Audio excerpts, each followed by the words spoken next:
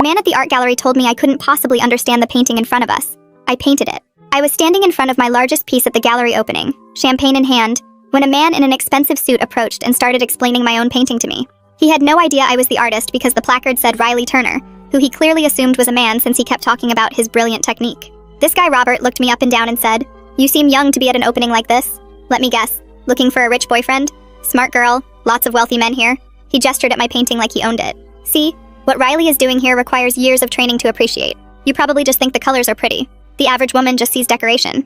I took a sip of champagne and said, "Interesting perspective," which I guess he took as encouragement. Robert moved closer to the painting, physically stepping in front of me, and continued his lecture. "A girl like you probably thinks this is just nice to look at, but there's actual intelligence behind it. The artist is obviously a man because women simply don't have this kind of technical mastery. Female painters do flowers and feelings. This has real intellectual depth. It's biological, really. Men are just more capable of this level of abstraction." When I mentioned I was familiar with the artist's work, Robert laughed and patted my shoulder. "Following him on Instagram to look at the pretty pictures doesn't count as being familiar with art, sweetheart. You probably think you're cultured because you went to that Van Gogh light show. Real knowledge comes from decades of study, not whatever you learned from TikTok." Robert decided to test me, rapid-firing questions. "Who's Basquiat? What's chiaroscuro? Name 3 Renaissance painters besides Da Vinci." When I started to answer, he cut me off. "Wrong. See, this is why galleries shouldn't have open events. You probably Googled some terms before coming here to impress men. But Riley here is working in a tradition you couldn't possibly understand without a proper education. Not community college, sweetie.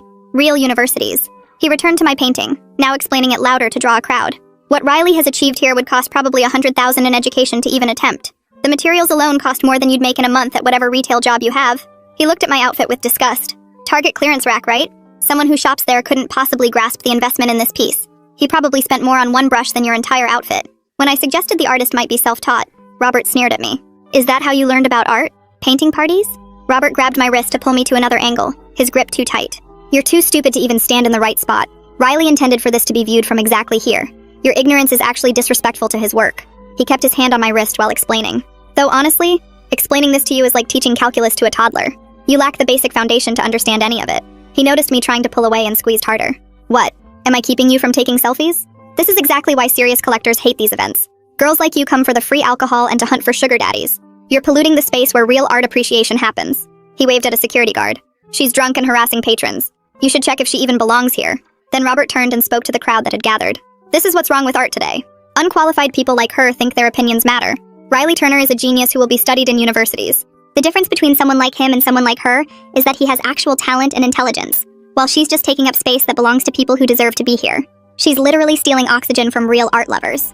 People murmured uncomfortably, and I think someone was about to tell him who I was, but that's when the curator stepped up to the